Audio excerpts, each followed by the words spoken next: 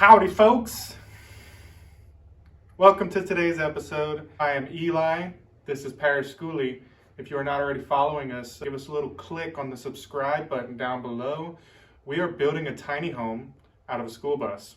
This company SetPower has sent us a ice chest freezer combo. They've sent us this to review because these ice chests are amazing for the tiny home community and the nomads. It can work off of a 12-volt car outlet, and it's only supposed to draw 55 watts, and it's supposed to get down to -4. So we just got it in. I'm gonna unbox it. I'm very excited. I've been seeing these all over the place, and I've never got to actually handle one and test one, so we're gonna play around with it for a while. Since it's claiming 55 watts, I would like to put it through my power meter.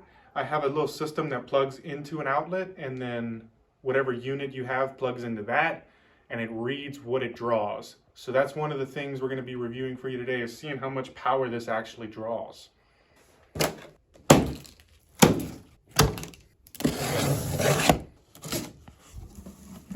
So they have multiple sizes of these coolers. When they asked us which one we wanted, obviously we said the biggest one.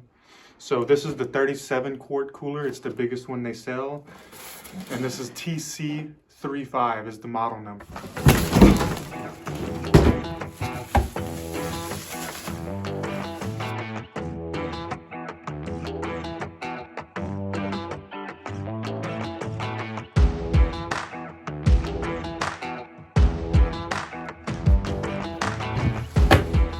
So my first thoughts upon unboxing this is that it is pretty light for such a big box, and I guess for the size of this, I really expected it to be heavier, but obviously we love it because it's blue and black. This lid is very cool because you can set it to open from either side, so if you're incorporating this inside of a build and you need it to face the other way, you can switch the lid around.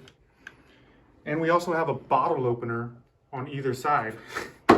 Both sides have a bottle opener, which is pretty cool. Cool for us beer drinkers. Yeah.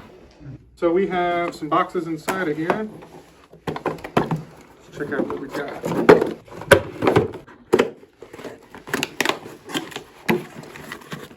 All right. We've got the Ace. Oh, this is both. Here's the car charger, the 12-volt outlet, which is perfect for van life or camping or just living out of your car. And it looks like this is the AC adapter, which you would plug this into an outlet, and it's got a little socket for the DC side. That's pretty cool. Let's see what the other box has.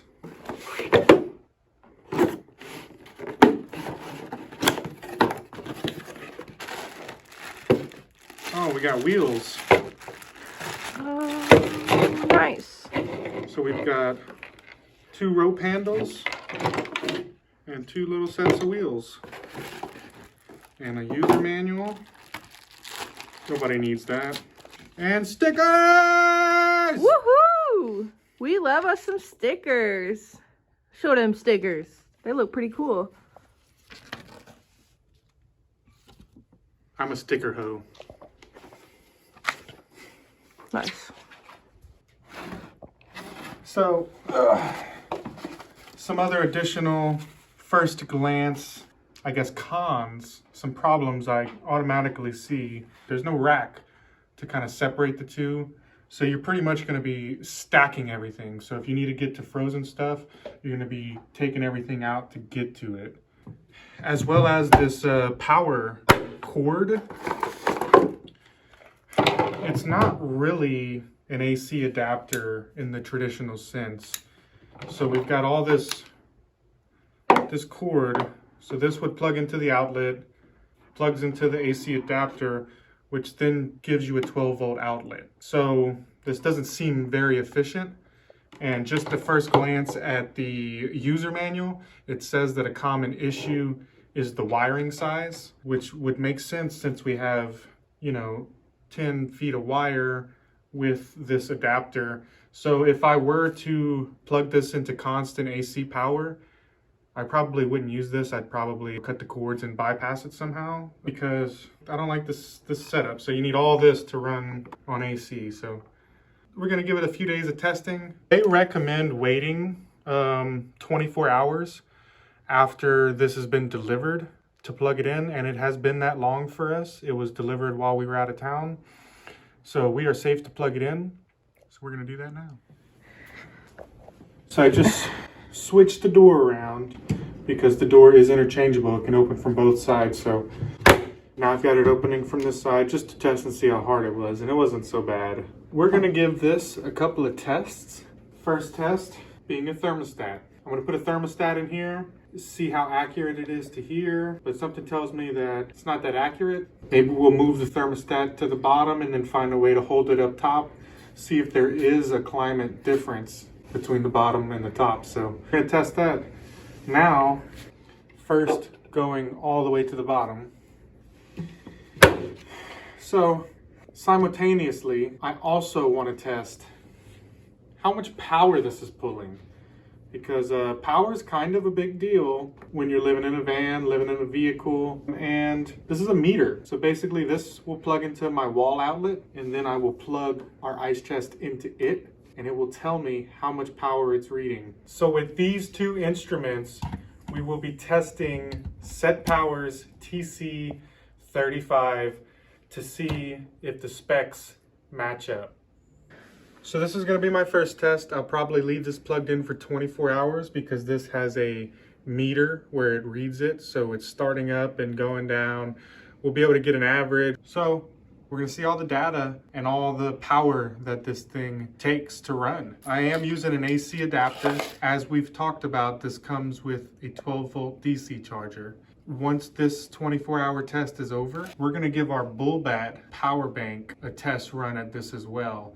Since it comes with the 12-volt outlet and BullBat has a 12-volt outlet already installed, we're gonna see. Once my 24-hour test is done with the AC power and the AC adapter, we're gonna give BullBat a try with this ice chest to see how long it can push it for, because this BullBat system actually has a 12-volt outlet that can plug directly in. So maybe it'll be more efficient without the adapter. For this test, my constant for the SetPower ice chest will be -4. Which is the lowest setting it can go to. So this will be the most power consumption it should be using, right? So we'll see you in 24 hours. We'll show you what temp it is, and we'll show you how much power we've used. Now that we've been running for over 24 hours, I've got it unplugged. We can see the wattage. This is the highest watts that it pulled was 56 watts. We can see it pulled kilowatt hours. It pulled 0.96. It pulled 122 volts. The amperage is not on here, but it never went over an amp. It pulled somewhere while it was running between 80 and 90 amps, but it never went more than 1 amp draw. So that's pretty good for the temperature. The temperature on our gauge, we did not see -4. We did see 0 and I think up to -2 at certain points, but it never got to -4, unfortunately. And also, I moved the thermostat between the bottom and the top of the cooler and didn't see much of a difference either. But also there's like not much in there. Yeah, there's also nothing in there. And 0 degrees, -2 degrees is still very good for 56 watts and less than an amp. And 56 is the most recorded watts. It was usually drawing between 40 and 45, which is what they advertised. So now we're gonna try it out with BullBat. Since BullBat is also a camping tailored company, we're gonna see how long this 500 watt system can run this fridge freezer combo.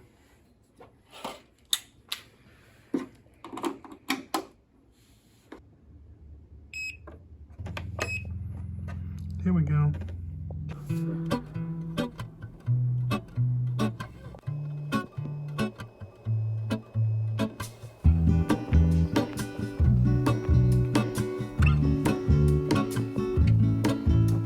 Alright, so it's like 6 o'clock. I think we filmed around 4 o'clock. It says it's reached -4. The temperature is around +2 Fahrenheit. And the BullBat has been running for a few hours, meaning, and it still has good to go. It's not pulling anything right now, but it was pulling about, was it 36 watts just 10 minutes ago.